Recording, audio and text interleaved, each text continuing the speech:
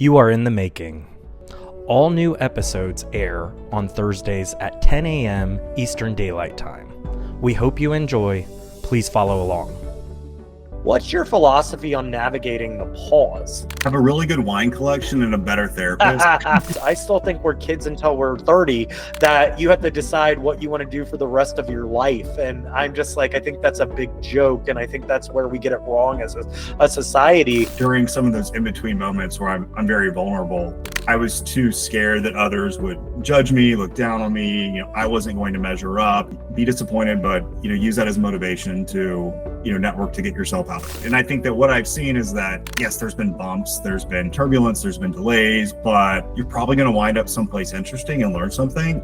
Writing the book was my way of reclaiming my story, I guess you would say, and giving others permission to do the same. Welcome to In the Making, the podcast about all the moments in between, where you're not quite where you were and not yet where you're going. I'm your host, Michael Betz. Today's guest is the master of in-between. Brandon Blewett is a seasoned M&A and executive who's led over $210 billion in deals and currently drives corporate development for a $1 billion private equity-backed platform. But he's also the author of How to Avoid Strangers on an Airplane, which is a witty, heartfelt ride through travel, ambition, and the chaos in between. From valet gigs to billion-dollar boardrooms, Brandon's story is proof that every connection, and I guess misconnection, wink, wink, counts.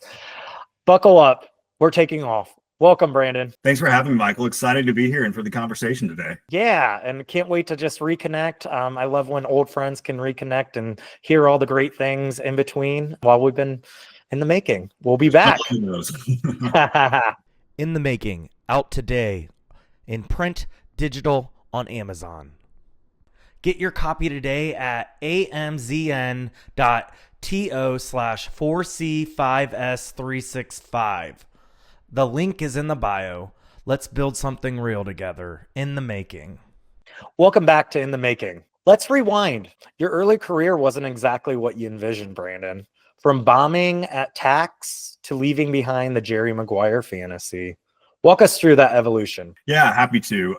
What's funny is that I can't advise that people should choose their career path based on a movie, but that's exactly what I did, right?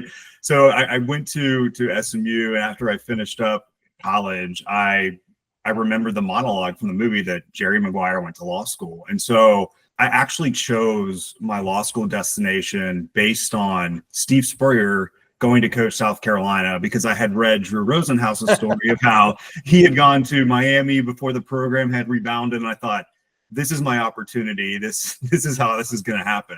2 years into law school, a few interviews and pursuing that path, I realized probably not going to happen, right? And at the same time, the economy was collapsing because the Great Recession was just beginning to, go full force. And I was fortunate that two professors taught tax classes, and I was drawn to them. The subject matter clicked for me. And so I sort of built an internal, call it LLM in tax before I finished law school. Now, was I prepared for the bar exam? No. So good thing that there's programs like Barbary. But when I graduated, it was great to have that tax background, because very few areas were actually hiring. Either you were going into tax law or intellectual property law, was an engineer, so that, the latter wasn't an option. So even though I didn't have a job offering at graduation, I knew that within a year I could probably make something happen. So I did a 1-year MBA at Ole Miss, and I was down in Oxford for a year. I had a lot of fun down there. It was great. And they had a really good relationship with the accounting firm. So that really propelled me to start getting interviews with the big four firms and their tax practices. But when I graduated, I mentioned this in the book, like my first job was a valet gig in Buckhead, Atlanta. And yes, I was rubbing elbows with professional athletes, but I was parking their cars at restaurants instead of helping them sign the major endorsement contracts. But what was great is that, I get into tax, and I talk about this in the book as well, but tax is how I kept my career relevant, right? Like, it wasn't necessarily my dream job from the get-go, but it got me to a big firm. And from there, it got me into M&A tax, where I was able to learn, structuring of deals. And then from there, once I, completely bombed out, and then I say that maybe overly self-deprecating, I wasn't, in jeopardy of getting fired, but it definitely wasn't my strength. There was a lot of red lines on my work product. And because I was at that firm, I was able to shift to a different practice internally.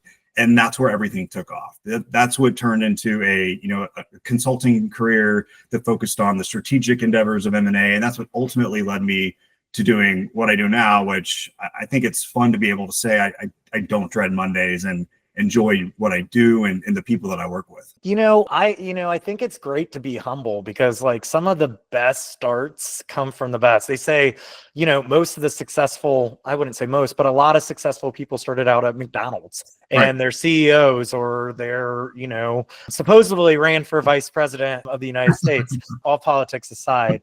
But, really what I'd like to learn is, really what lessons from those early odd jobs, still stick with you now. I mean, like you said, it's almost, I think, knowing that everybody in the room, doesn't matter who or what you are, you need to respect as an equal. But Right. I would like to go in a little bit deeper into that, of like what those, sometimes thoughtless jobs and helped make you the leader you are today. I think that the first lesson I learned is that nothing is permanent, right? So the recession was not going to be permanent. The lack of hiring was not going to be permanent. So I went to a place, Atlanta, where a friend let me, sleep in a spare bedroom and just chip in for utilities and valet to make those payments until I found something full time. I also knew, look, my first offer I had my JD, my MBA, I passed the bar exam. My first offer was for 55 grand a year. I could have made more than that out of college. So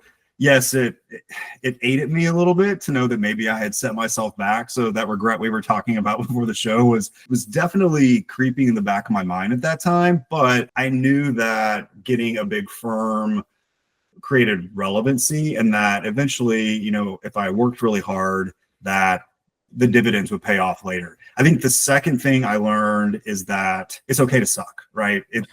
As long as you are working hard and putting in the effort and show that you're giving it your best shot, people are willing to help you. So when it was just very evident that a career in M&A tax was not in the cards for me for the long haul, I was able to have an honest conversation with my peers and the people around me about making that shift. And I think it was admitting this isn't my strong suit and knowing to look elsewhere and not being upset that I wasn't promoted, because I didn't deserve it, to be completely frank, right? But there were other areas that I could find and pursue, and ultimately did. And it was because I was willing to admit that I sucked. And even though I did suck at it, I was still willing to put in, the long hours and the effort so that other people wanted to help. No, I think that's amazing. And, it has paid off in dividends. I've had the privilege of knowing you for a very long time, and definitely knew you in your Ole Miss days. I actually visited you once, and we had a really fun weekend at the library.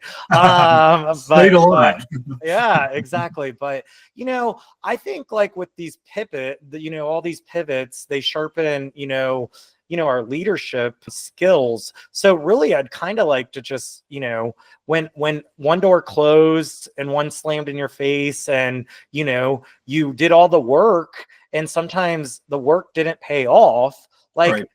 How does that, is that just like a, we've all been told no, we've all, had rejection, but it sounds like you had a little bit of a ways before you could make it to where you are today.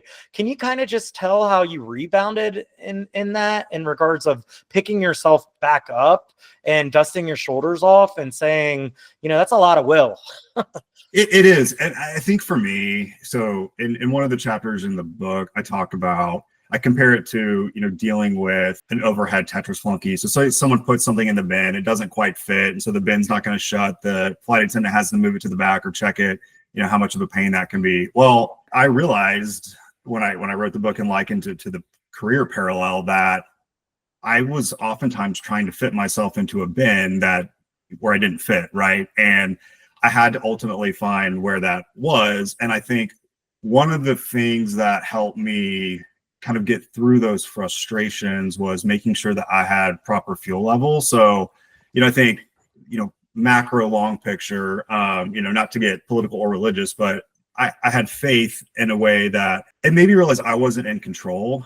And so when you realize you're not in control of the plan, while scary, it's a little bit freeing. And I think that also helped me process myself that, yes, maybe I had friends that were progressing on a quicker timeline, but just because it hadn't happened yet for me didn't mean that it wouldn't ultimately happen. And I think when your mind frame shifts to that viewpoint, you're able to treat each step, delay, turbulence as a stepping stone and see, hey, what can I learn? So even though I don't do tax, there are things that I learned during that stint, both technically and even socially, dealing with people that I applied to in my job now. Same thing with consulting. There were projects that were absolute nightmares. There were some that were amazing. But even though there were still rough patches, I got to look at it as a learning experience. And when things were super stressful, the way that I got through it was I knew that if I went and, boxed at a gym or got, a hit session or, got some sprints, that would give me the mental clarity to kind of keep going and keep looking to what's next and, what might ultimately, be where I want to be. If that answers the question. Yeah, it's all about resilience too. Yes. I think that's a really important thing. I had a similar thing, Brandon. I think we have followed each other and have really cheerleaded behind the scenes of each other. But I'm someone who climbed and got every position. Never had to interview because people were recruiting me, and I was never told no. Right. And then all of a sudden, the rug came pulled out from underneath me, and I decided to pivot, thinking the pivot was going to be a good thing. And sometimes the pivot's not a good thing. You got to learn from the pivot. And it eventually got me here into a better, more balanced peace of mind and doing some cool things. But just being told no sucks. Yes. And so being able to really not have the perfect plan. You don't really need one, instead, all of these pivots or these hurdles, it's really building the muscles to allow us to navigate uncertainty and, turning, really detours into directions. Right. And so I love that about your book. And I think it's something that, it didn't just land you a seat at the table, it helped you build the table in many things that you've done. Yeah. And so it's just been fun to watch and, fun to read. And, I'm just really proud of you as a friend. So, well, Brandon, as we go into our first break, my key takeaway is it's not about the perfect plan. It's really the ability to pivot that propels us. So more to come. And I can't wait to deep dive and catch up with you. Now, a really popular portion of today's shows and our followers love is our fire round questions. Brandon, what's a jam or a band that you're listening to right now that the rest of the world should know? Anything Kygo. Oh, nice. Yeah. Well, thank you. Back for another fire round. Brandon, you're a lifelong learner. Law degree, MBA, and a lot of other things, probably working on a pilot's license. What's one book or podcast that's really inspiring you at this moment? Besides yours, I will say that one book that helped me decide to write mine is Discussion Materials by Bill Keenan. It's hilarious. It's great his book. Accounting of being an investment banker and his exit from the profession. Awesome. Welcome back for another fire round. Brandon, you're busy, you're mentoring, you have a job that requires a lot of work and time and energy. You wrote a book, you're on a book tour. What do you do to keep yourself grounded? Training Mate. It combines cardio and weight training. You're always out of breath. And so you can never get through the class thinking that you look amazing. And it is very humbling and productive for your health. That's amazing. Brandon, maybe 15 years ago, I visited you at SMU, and you took me into a gas station. Can you give me your quick elevator speech on why chicken on a stick is so good? Because when you've had that much to drink and you're that young, your taste buds are not fully developed and your brain is not registered that it is a horrible idea. But I'm glad you enjoyed Oxford's chicken on a stick. And follow-up question, have you eaten one of those in the past year? The past year, no, but 3 years ago, we did decide, let's go see if it is as disgusting as we think it is. And yeah, it was every bit as bad as I thought it would be as a sober adult. And for those of you who didn't think this was as funny as I did, well, I'm sorry. Thanks, Brandon. All right, thank you. I'm back. It's Michael Betz, your host of In the Making podcast and the proud president and managing partner of the Proper Group. The past year, transforming the Proper Group has been one of the most exhilarating and rewarding experiences of my life. But when people ask, what is the Proper Group? My honest answer is, we don't fully know. Well, let me explain. We do know. We're just building something different. The Proper Group is 70% baked. Our founder, Larry Burns, laid the foundation. Now we're evolving into an elite collective of fractional C-suite leaders driving real sustainable growth. What we're not is a bloated consultancy with junior talent doing the real work, or a siloed agency only focusing on one or two functions. What we are is a cross-functional growth accelerator, a hands-on execution partner embedding with leadership teams. Because when companies grow, they grow fast. And without the right foundation, that growth won't last. That's where we come in. Let's talk, explore what we're building, and see if this would be the right fit for your team. We're just getting started, and come along for the ride. The Proper Group. We're on the move. Visit us at www.theproper.group.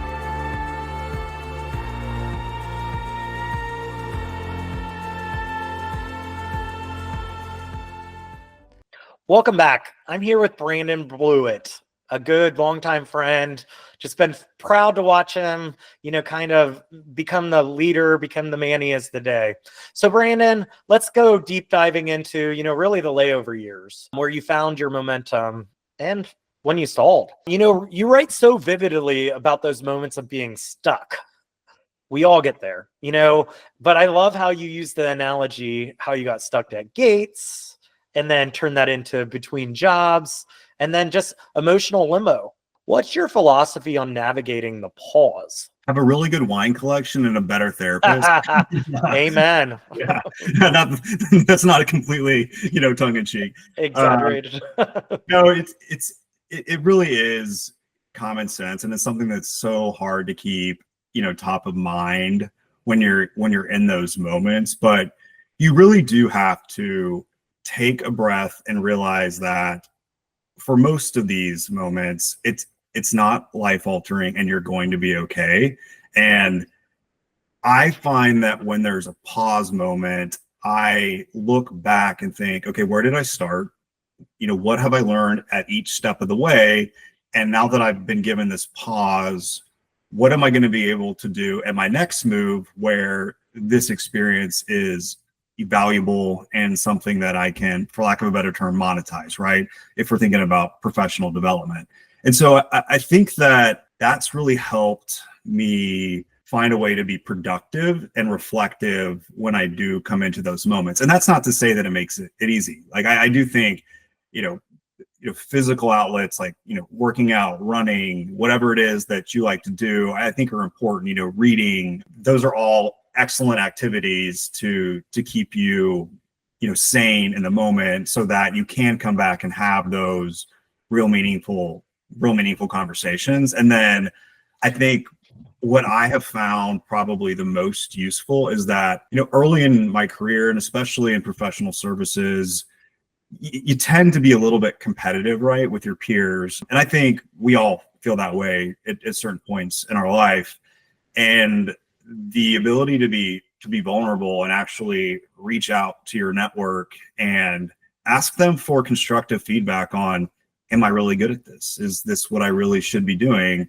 Who do you think I should talk to? Those have turned, collegial relationships with peers and coworkers into lifelong friends. And so there's just a lot that I've gained both professionally and personally in these pause moments. Well, and I love that. And, I know you have had a lot of mentors in your life. And I actually, in the making, I reference that I have, kind of a, personal board of directors.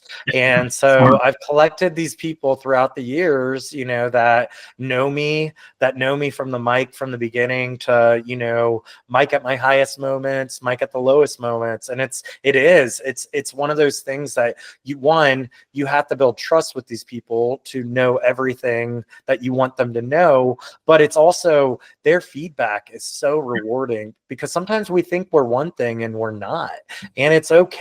But what do I see when I look at myself in the mirror? Maybe not be reflecting to what other people sees of me. And so if you can, really kind of just tell us about the dream job that, was derailed by the activist investor. How'd you recover? So that's a really funny story.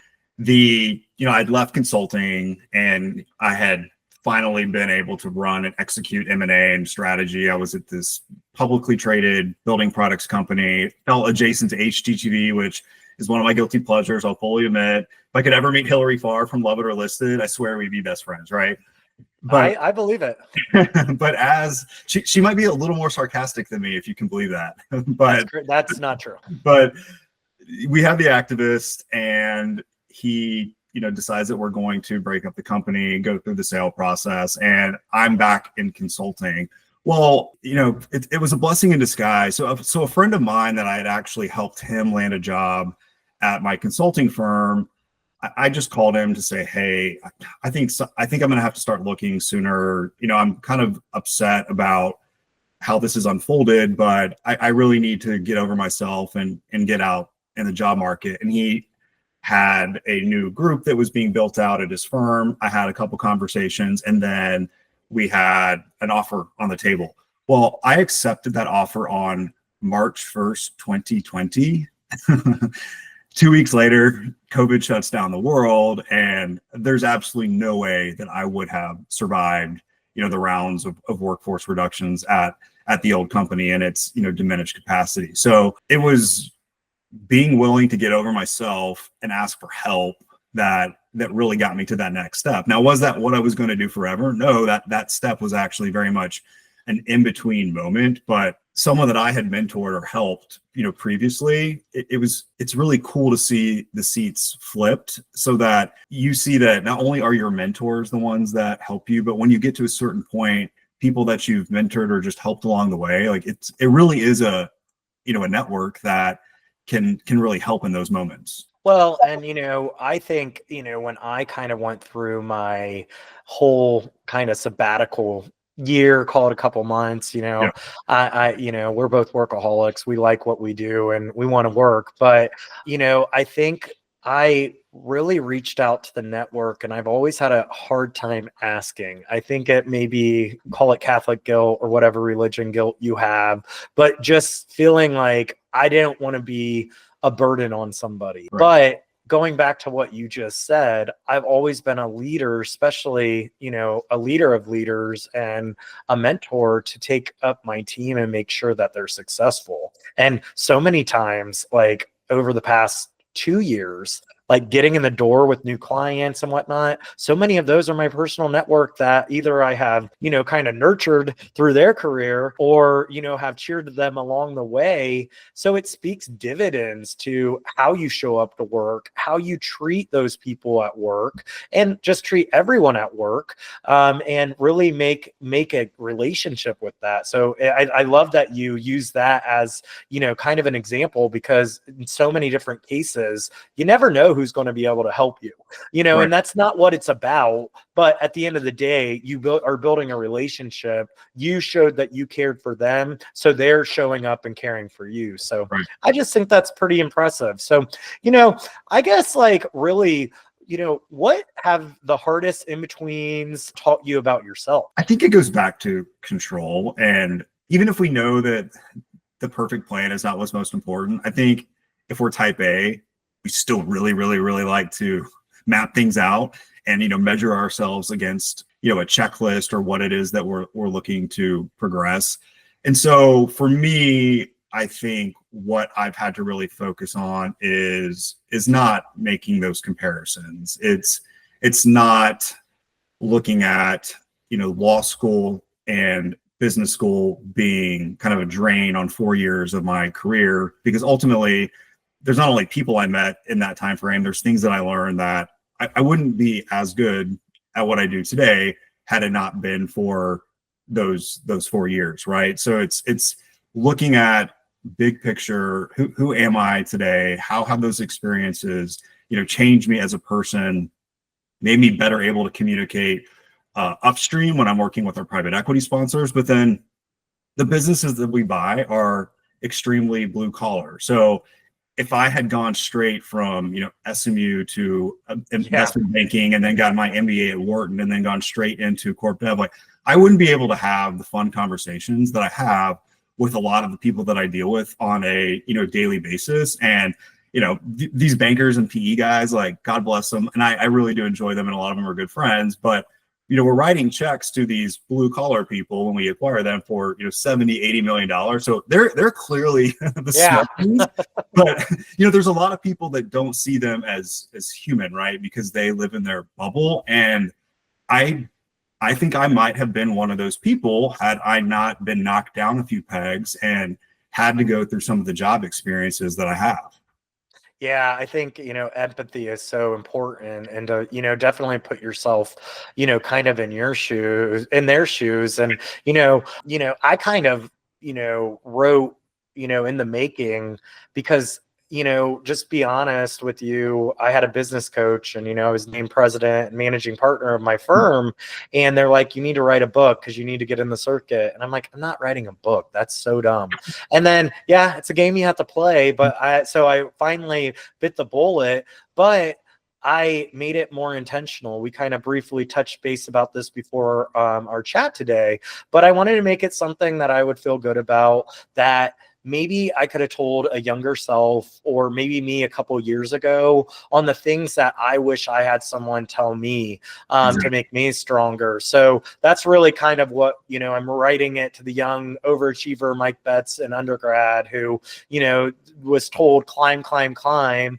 No, well, that's dumb. Just like you said, we tell, kids, I still think we're kids until we're 30, that you have to decide what you want to do for the rest of your life. And I'm just like, I think that's a big joke. And I think that's where we get it wrong as a society. But then also, like, kind of like, hey, I'm sick and tired of making other people, rich. Yes, these people have made me have a really fruitful life, and I've got to do a lot of things, but I know I have it in me to do it on my own. So is this a time for me to give an opportunity? And then lastly, kind of the eyes of, like, second or third chapters, whether you have a successful sale in a company and you equity out because you had a high up role, or you have the opportunity to retire early. I don't think I'm ever going to want to be done working. Yes, I love sailing on the Mediterranean and the Caribbean and all of those fun things, but like, I think I was put on this earth to help make it a better place. So, really helping people hone in on what their second and third and maybe fourth act are, because they can work less, but they still have a skill set to help these businesses that may not be able to bring talent in from a full-time perspective, but they can come in and help give their skills to help that company get to their next level of growth. So really, long story short, I think it's a really good opportunity for us to really kind of, pause, listen, but also take what we have learned and hopefully help others with it. I think, what I really took from, like, your pause and, your resilience is really, you came out of it, so much of a stronger person. And, the stillness, it wasn't a weakness. It's really where reinvention found you. And so, I just really think, to the analogy of your book, the layover is where the soul's work happens. And you don't want to skip it. Listen to yourself, listen to your body. And, when you need a break, you need a break. So Brandon, this was very insightful. Sorry I went on in a tangent No, there. you actually brought up something when you said climb, climb, climb. One of the things I mentioned in the book, it just made me think of this is, Delta introduced their catchy slogan, keep climbing, I think in 2008. And I was like, it's a catchy slogan, but it's an absolutely terrifying flight plan. Like if the plane just like kept going up and up, eventually you have to level off and find, a destination to land. And I think that's, the positives force us to do that. So sorry to interrupt, but it just made me think. No, I love that. And I think, there's always a final destination. I don't know if that's your final destination. There's always a destination, right? That will hopefully take you to a final destination, not a movie, that Final Destination. That'd be scary. Yeah, please no. But in that case, we're going to take a short break and more to come with Brandon. This has been fun. We'll be back. In the Making, out today in print, digital, on Amazon. Get your copy today at amzn.to/4C5S365. The link is in the bio. Let's build something real together. In the Making. All right, Michael, I'm going to flip the script. So now it's your turn. So you wrote a book on this, literally, and I want to hear how you navigated your own In the Making chapters. When did you realize you were stuck in the in-between, and how did that shape your book? I think, for me, the in-between, wasn't really subtle. It was loud. Yeah. I had decided to make a pivot and leave corporate America to go become president of, a smaller private company. And it just didn't work out. I left a really big job leading a really multi-billion-dollar company and a multi-billion-dollar business for North America. But I saw an opportunity for me to take over this smaller company that may not be as big, but had a lot longer term wealth and a lot longer term opportunities. And it was one of those companies by accident. You look at it and you're like, I could go in a year or two and double what they're doing, because it was almost a company by accident, success by accidents, which we see a lot of those, especially and so it didn't work out. I just didn't connect with the person who I was taking the company over with. And that's really where I was just like, oh, okay, well, I guess I'm going to go back into what I know. I'm going to go find the next job, and I'm not going to take a step back. So, I did the work for the first time ever. I really kind of had to apply for jobs. And, I never really I didn't understand ATS because I've always been recruited and I've always been happy at my roles, but it brought the next opportunity to me was a bigger stepping stone to continue to climb that ladder and the corporate grind. So I got lucky. I had, I was a finalist about 5 or 6 different C-suite positions. Some of them were going to take me out of Cincinnati, and that was kind of a really odd thing because I really enjoy it here. But if I had to, I had to. Home's home. Yeah, home is home. And then I make it to the final round. I'm pretty much getting like the thumbs up, you're getting this job. And then this was, I guess, 2.5 years ago, the third quarter earnings were coming in, and basically we were getting ready for a micro recession. And, marketing roles and growth roles and all of those roles, those are the ones that will get frozen first. So in a matter of 5 days, 4 of those got frozen.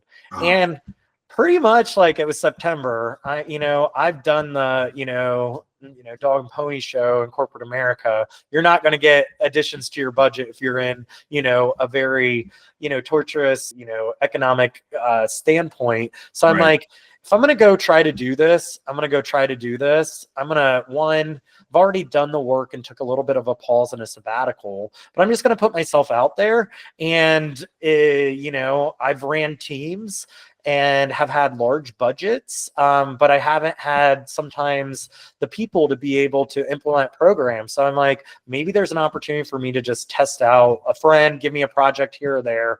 And so once, really that single week, every one of those jobs disappeared, it wasn't really the job rejection. It felt like, really kind of identity rejection that really hit me, but also survival mode. I've always been a survival. I guess, that was really my, emergency landing moment to be able to just really kind of hone in on, if I'm going to try to go out on my own, now's the time. I'm going to give myself 4 months to do this, and we'll see if it works. And, a lot of the time, people fail because they don't know, what or who they are, or they always have these big brands or big budgets and big companies to stand behind. But once you're on your own, you're kind of on your own, and it's scary and it's intimidating. And there's so much, there's a website.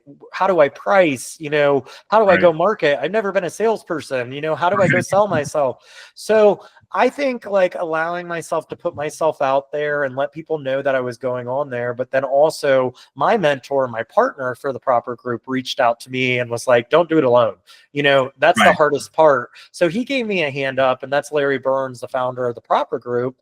And, he was my college professor 25 years ago. And he's like, this sucks to go on your own. So I'm going to tell you what I tell a lot of people, it's going to be, kind of, eat what you kill kind of mentality. But, I have a network, and I already have clients, and I already had the brand, and I already had the infrastructure. Come partner with me, open the door for me, but also let's enhance our capability. He was really, kind of old school, marketing. I'm new school, business transformation, AI, all of those different things. It came to a really fruitful, beautiful partnership. And that's kind of where we're kind of growing to it today. So long story short, don't be afraid to ask for help.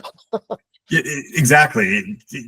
I think sometimes why people are so scared to pause or pivot is because they think they have to make the change completely on their own, right? And so there's probably a lot of people that they are afraid to pause or to make a pivot, even when they feel like they're stuck, even though they may be an in-between moment. So what would your advice be to others that may be facing that type of moment or challenge? That's a really good question. I used to think that resilience meant staying the course, muscling through, if we want to be broy. But there's a difference between I guess discipline and denial. Yeah. But really, I think the real shift came when I started listening to the cues, burnout, body aches, dread, disconnection, all the things. And, stopped lapiling them as weaknesses. They were really more awareness, I guess, and awareness signals. And, pivoting, in my mind now, especially today, wasn't failure. It's really alignment. And, pivoting really isn't quitting. It's choosing yourself over someone else's definition of success. And I think us as a society, unfortunately, get beat in the head by you have to be a certain way. You have to show up a certain way, be quieter in a room and don't be yourself, all of those different things. So I really think, pivoting isn't quitting, and it's really been a beautiful moment for me. And I think that, one thing you touched on, and so with tax, like I went to law school for 3 years, right? And I spent all this time taking tax classes, and I could tell I wasn't good at it. But I think a lot of people, and what you alluded to, it's like, if I put that much effort into something, I feel like I have to, like, I'm going to get my through. I'm going to see it through and get my worth. And it's like, no, like, I'll never forget, a colleague of mine told me, like, I'm pretty sure that not making it past senior associate is a waste of a law degree too. And it's just like, whoa, that put everything, into perspective. And it sounds like you got everything into perspective, and, someone told you wisely to write a book. And having, having known what that process is like, it's rewarding, cathartic, but it's also probably some of the most frustrating times when things just don't, come out the right way, or you want to rehash things 1,000 times. But why did you feel like this book needed to be written, and why now? Well, that's like so many layers there, but I'll try to summarize it. I have a hard time doing that. I wrote In the Making because no one talks enough about the blurry middle. Yeah. what people call the messy middle, or, the in-betweens, the part after something ends, but before the next thing begins. We glamorize before and after stories. We Yep. see it in movies. They're magic, the grit, the vulnerability, all the things. It's all happening during the making. Writing the book was my way of reclaiming my story, I guess you would say, and giving others permission to do the same. I think sometimes leading by example is so important. And, I've built a brand that people admire and respect me, and they saw that I've done the work, I've earned roles and whatnot. But also, I want people to know that even if you think like me, that you see from a social media profile or a post, none of us have it figured out. And so we're all, kind of, I hate to use the word, faking it to make it, but at the end of the day, there's a little truth to that. I think it's helped me find peace in the process and in the progress, to be honest with you. And I think it reminds me that we're never really finished. We're just, I guess, in your euphemism, we're catching the next flight. Right. So telling your story out loud is how you take back the narrative, and I guess, again, start flying the plane. And I found it, because I think that when you're going through interviews, and even if you're going into business yourself, and I'm always, when I was interviewing for these jobs, look, your LinkedIn persona is that every step had this like natural sequence and order to it that has ultimately prepared you perfectly for this role. And writing about, I feel like I channeled, it's probably from knowing you, because mine's, obviously much more around air travel and how that parallels professional services careers, but it's similar, right, in theme. It just probably goes way further because you're in business for yourself. But it was like kind of freeing to write about the mess and being able to say, like, there's so many times that I felt just completely stuck, and it worked out. But that's not what's on my resume, and that's not, in the talking points on my LinkedIn post, right? Well, there's a lot more messy than in between. And I think, in the words of, my girl, Kelly Clarkson, what doesn't kill us makes us stronger. And, I think the resilience is the most important part and makes us the human we are. And really, I think it's made the human I am. And, I'm not afraid to let people know that I can be vulnerable. I don't always have it right, and the best thing about this process, I think, is, I don't have to be the loudest person at the table, and I don't have to be the only person at the table. I want to bring those who want to do amazing things along the ride with me and make me smarter, better, challenge me, give me a diverse mind of thought, all of those things that's just going to make my next chapter even more meaningful and fulfilled. So, I just think it's a beautiful time in my life. It is. That's awesome. So I'd say the key takeaway here is naming your narrative changes it, and owning the middle gives others permission to do the same, which I think we can all appreciate. Thanks, Brandon. And we'll give the microphone back to me. You did a great job, so I don't want you to steal my job. Honor to interview you. So we'll be right back with Brandon to learn more about his book and his life adventures, and just chatting and catching up, because it's been fun to catch up with an old friend. We'll be back. In the Making, out today in print, digital, on Amazon. Get your copy today at amzn.to/4C5S365. The link is in the bio. Let's build something real together. In the Making. This chapter of your life, Brandon, I know you're mentoring MBA students, and, I know how important athletics play in your life, and that you're able to help athletes and mentor them.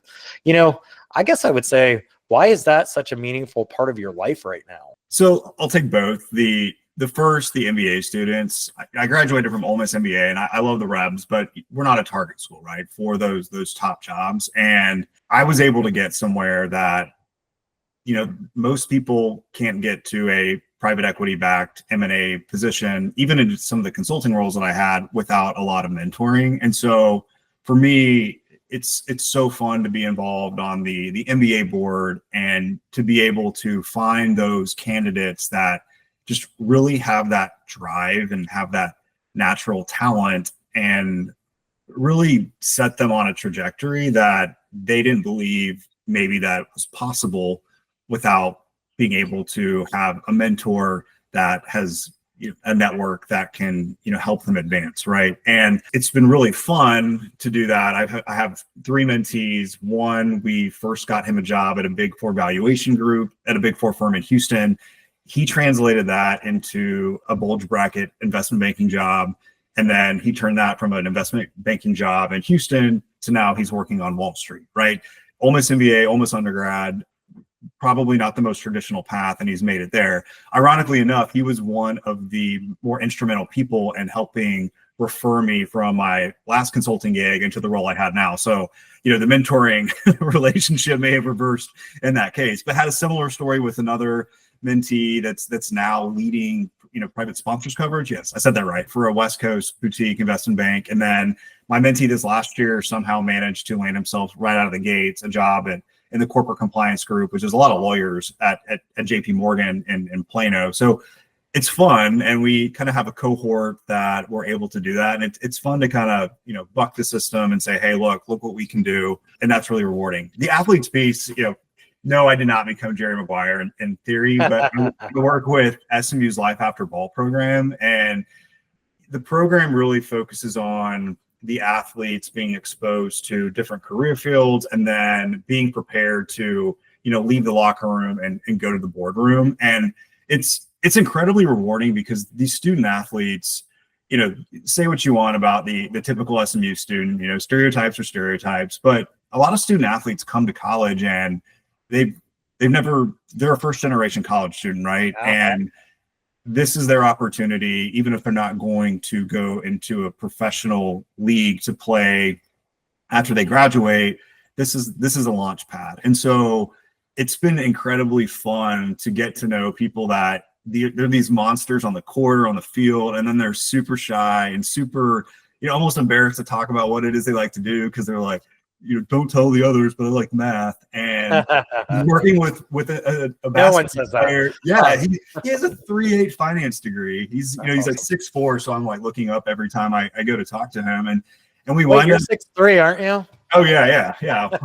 When I'm standing on a step stool. But he wound up getting his master's in finance and then wound up getting a job in private credit. And it's really cool to see, no, you're not signing them to, Nike endorsements, but you're helping set their trajectory in a way that I don't know that every school has the capability and, the alumni base that really wants to make sure that, everyone's succeeding. You're not just, a piece of entertainment on a chessboard, during a football season or a basketball season or whatever sport. I think that's amazing. And I also, with student athletes, they don't have the traditional, a lot of just the people who are there, to get the degree, they don't have the same experience. And yes, you may think it's cool that they get to travel on an airplane and play sports, but it's almost a full-time job. So that's awesome that you're able to give them a layer that's going to set them up for success, because they're not getting it a lot of times in the classroom because they're in their tutor halls.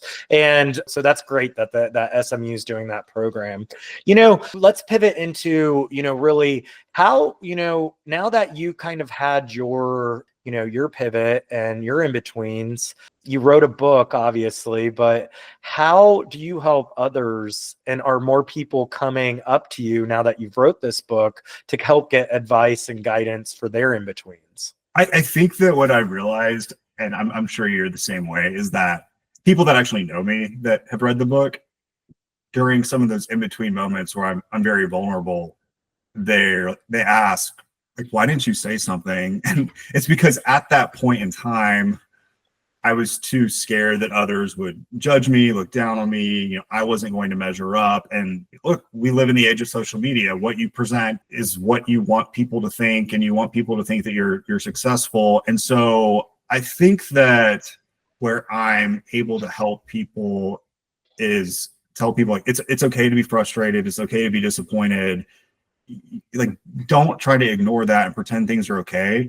Really figure out who it is that you can talk to and who you can trust and who you can get to guide you to what that next flight is or that next job is, right? I think that's where it's you have to accept the circumstances. You have to accept the delay, right? Like I can't go fly the plane myself as much as I would want to at You'll time. probably eventually get your pilot's license. I just have a feeling. Overachiever. but it's that it's okay to be frustrated. Learn to use, whether it's the gate agents, at the airport, or your colleagues and your friends and family members that might be able to help you, and be vulnerable, because nobody's going to, as hard as it is for you to ask for help, I think it's even more difficult for others to maybe even sense that you're floundering and then ask, because that could also, create an uncomfortable situation. And so let's be vulnerable and be disappointed, but use that as motivation to network to get yourself out of it. Well, and that's like a perfect example in the book. My book, I mentioned, in my sabbatical, after I did the fun, let's go to the all-inclusive every couple of weeks and, drink my ass off and, have some fun. Wait, we're on the you didn't tell me that. But I literally had lunch, happy hours, coffees with over 150 people. And it wasn't more like to find a job. I just always had these big jobs, and people think what they want to think, right. But I don't think half of them knew what I actually did. So I found the people, not only in my network, but my network's network, who had the biggest mouths and the biggest ears in my mind, that could potentially, when I was ready to go back either into corporate America or I started a company, that I could go, kind of remind them the badass that I am. And it worked. But the funny thing is, it goes into what you just said. It was funny how many of those people, similar to my, level of career, some of them, with 10 years more than me, who were stagnant in their career, who felt like their job was stale. Yes, they're making a ton of money and, all of the different things. And they're just like, I wish I had the courage to do what you are doing. But, I have kids that have to go into, college or private school or a mortgage. And we all have, things that we have to make sure that we, foot the bill at the end of the day. But I am so grateful that I was able to just take that jump and have the opportunity to do it, because I've realized a lot of people can't do that. So, and I think, we're in a similar boat in regards of, you have a lot more wiggle room besides our dogs to make the leap. So, I really think, we have to be okay with, I guess, giving ourselves a permission slip. One quick before we take a break, I'd really, and this can be quick, but I'd really love to know what you would have told yourself, 10 years ago, because I don't think you regret anything you've done, but is there one big thing that you could have been like, I wish I would have done this, or I wish I would have known this? I wish that I would have looked at the personal relationships that I built in some of the endeavors that I thought professionally were setbacks. So going back to law school, do I practice? No. Could I be in the role I'm in now could I have been in that role maybe at an earlier year? Yes. But one of my best friends since I've been 3, he's married to one of my classmates from law school. I made that introduction. We were skiing together, a couple of weeks ago. So I think focus not just on the professional aspects of your journey, but really think about the relationships you've met and how all those dots connect. And to me, that makes this whole thing, life, the journey, a lot more rewarding when you look at it that way. Yeah, that's beautiful. Well, Brandon, we'll be back and, talk a little bit more about life, what's next, and all the fun in between. Sounds great. In the Making, out today in print, digital, on Amazon. Get your copy today at amzn.to/4C5S365. The link is in the bio. Let's build something real together. In the Making. Welcome back. I'm here with Brandon Blewett, a longtime friend and just overall good human. Brandon, let's zoom out. You close billion-dollar deals. You've written a book, which is congratulations. That's amazing. It's not an easy job. No. So is there even or ever a sense of arrival, or have you just got here? I'd say no, and I don't mean that in a bad way, right? I mean it in the sense that even when your flight gets to a particular destination, and maybe on that itinerary at your final destination, you probably have to go home, or there's probably another flight, if you swipe in your airline app, it's going to take you somewhere else. So I think that's what makes it fun. I really enjoy what I'm doing right now. I love my team, and that's a lot of fun, but that could all change. And it's also not a bad thing, right? And I think that what I've seen is that, yes, there's been bumps, there's been turbulence, there's been delays, but you're probably going to wind up someplace interesting and learn something. And yes, I'm in a place where I can be a little more comfortable in those pause and in between moments. But I think what's really neat is as you go in between, it's sort of an evolution, right? You start off panicked, frightened, looking for survival, then it kind of maybe moves into, frustration and being flustered. Then maybe it evolves a little less into just confused. What am I doing? To now I'm like, hey, this is exciting. Like what's next? Like, where are we going next? Maybe I'll just get on the plane and not even look at the ticket to see, what's next on the itinerary. Let's go. I'm ready to go. Brandon, that actually, it kind of, you kind of summed up, and this is off script, you kind of summed up of how some people handle grief, and I think it's something that was aspiration that you thought that you wanted to be. And, right. It takes time to let yourself grieve that it may not make sense. It's not for me. But allowing yourself the ability to recover and rebound is important. So I think that was beautifully said. So now that, you kind of have done in the making, all of that stuff, the in-betweens, what does success look like for you now?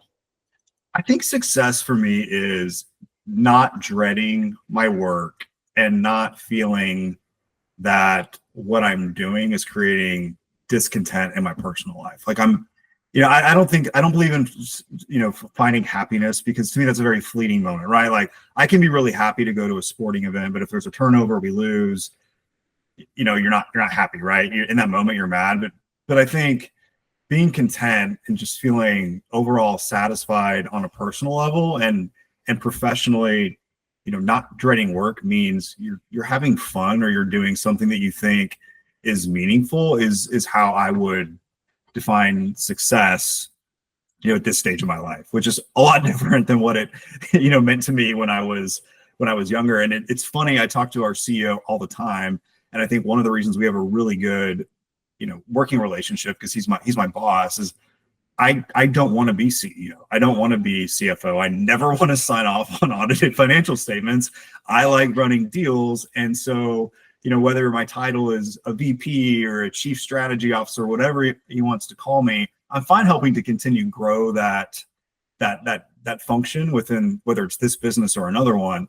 But I think that's freeing, right? Like I know that I can go do something that I like. There's going to be a need for it, and it's going to be something that I stay content doing, and not feeling pressured for some title or pay mark that is going to ultimately define success. Well, I heard the inner Jerry Maguire come out in there with the deals and steals, and I think I guess you would say, what are you still in the making of? That's a great question, and I think about that all the time. I'm very happy with where I'm at right now, but I do think that, in the future, I really do want to not only be able to mentor programs like Life After Ball, but I'm hoping to be able to fund and create an endowment so that program, is never something that's at risk of going away, so that those people always have that opportunity. I'd love to do the same thing at Ole Miss. And I think ultimately what I'd like to do, let's say it's 5-10 years from now, maybe hopefully at that point, my team, I've trained them to where they can, take over my role, and,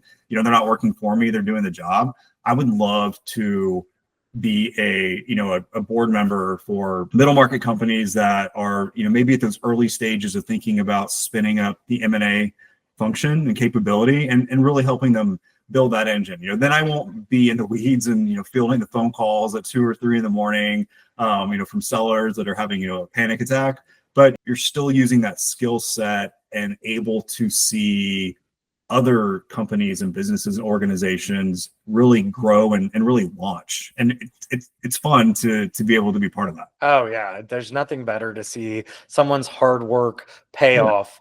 Love it or like it in regards of, private equity or not, they can be life-changing for people. And I'm glad you're doing that in a good way. So before we head off, you mentioned something really funny that I kind of want to, and it wasn't in my head, I'm like laughing, but I when I started my own company, I told myself I never used to hate it, but like the last 5 years in corporate America, I hated Mondays. Like I had the Sunday scaries. And I said, if I ever go on my own or I'm the boss, I'm not going to work until Monday at noon.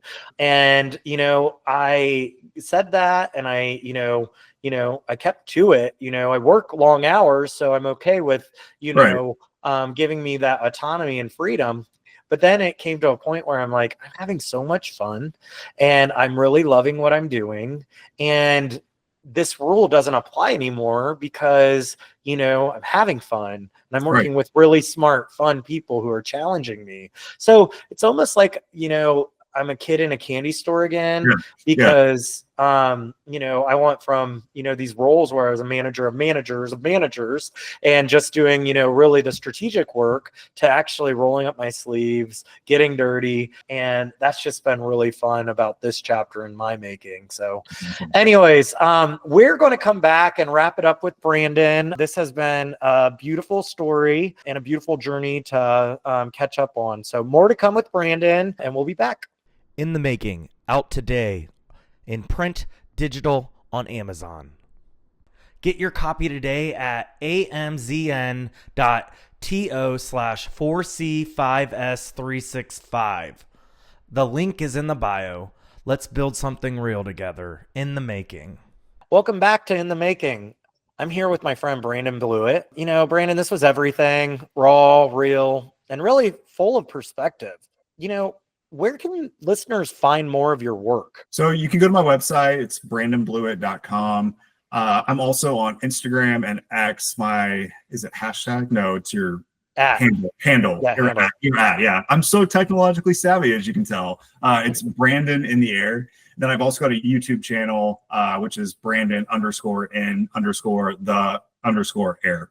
Oh, that's a lot of underscores. And Brandon, tell us about your book and where we can find it, and any other exciting things you may be working on. Yeah, absolutely. The book is available on Amazon. It's also on Barnes & Noble and Kobo, and I believe Apple Books.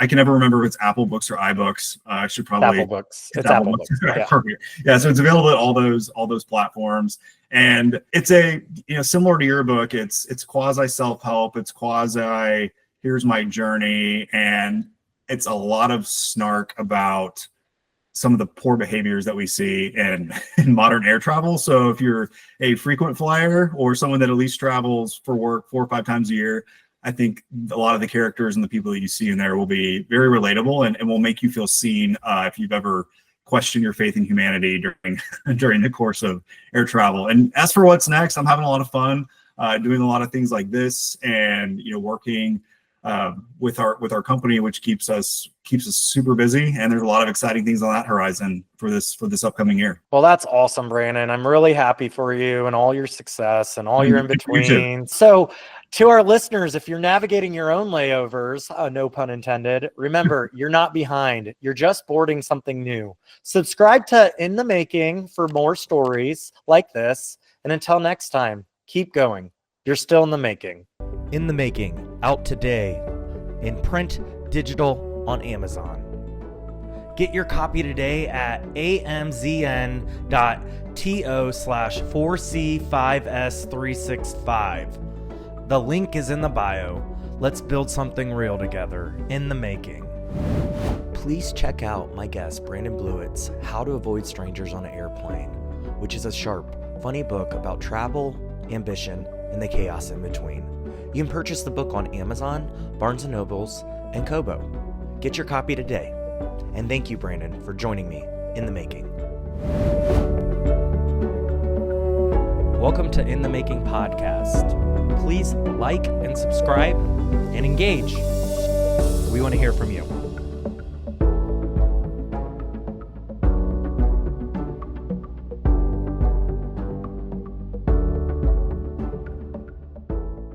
In the Making is now available for digital pre-order on Amazon. Get your copy today at amzn.to/4C5S365. The link is in the bio. Let's build something real together. In the Making.